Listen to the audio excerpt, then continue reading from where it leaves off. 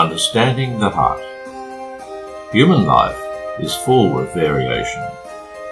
When we are young, we go to school and we look forward to the holidays. Afterwards, we start looking for a job, and when we are lucky enough to find one, we have our work to attend to. There is our family life, our contacts with friends, the media. So many things draw our attention that it is quite possible to live outside ourselves, at the surface, without being truly ourselves.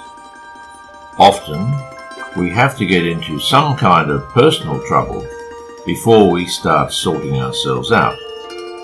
What do I really want? What is really good? What should I be doing?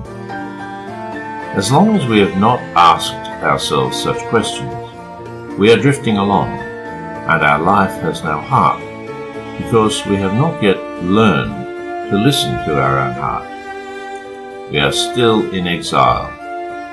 To live authentically as a person, to become our true selves, we have to draw on those inner resources which God has given us. Self-awareness, some light within, our deepest longings, our conscience, our hope. This is what Holy Scripture calls our heart. In our times, we may speak of the core of the person, our inner self, interior life, spiritual life. But also, the word heart is still frequently used in its deep sense. To quote an example, in its penetrating analysis of the modern world, the Second Vatican Council reached that most important point of the visible world, that is man, by penetrating like Christ the depth of human consciousness, and by making contact with the inward mystery of man, which in biblical and non-biblical language is expressed by the word heart. Christ, the Redeemer of the world, is the one who penetrated in a unique and unrepeatable way into the mystery of man and entered his heart. Heart in Scripture.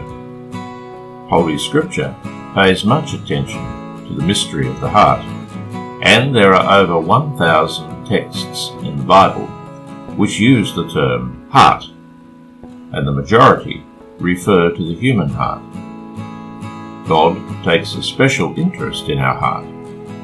In His eyes, the quality of a person depends on the quality of his or her heart.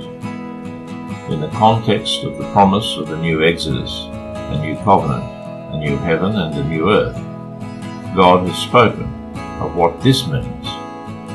In the New Testament, we find indications that God renews our heart by His Son and by His own Spirit. Heart in church tradition. Throughout the ages, Christians have often looked upon the heart of the one whom they have pierced. They felt that the source of the new life was there. The fathers of the church had their vision of the birth of the church from the side of the new Adam. In the second millennium, the mystics discovered the love of Jesus' heart. This mysticism was rich and beautiful, but the theological expression of this vision was usually rather poor. Instead of looking at the heart of the new Adam as a hidden and deep mystery, eventually his heart was taken as an external symbol of love, thus forgetting the deep biblical meaning of the word. The human heart is hidden and deep.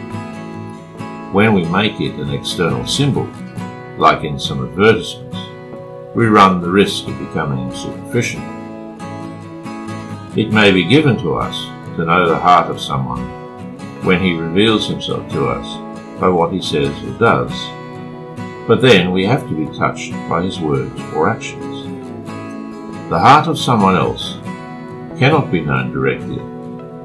It is superficial to say heart means love.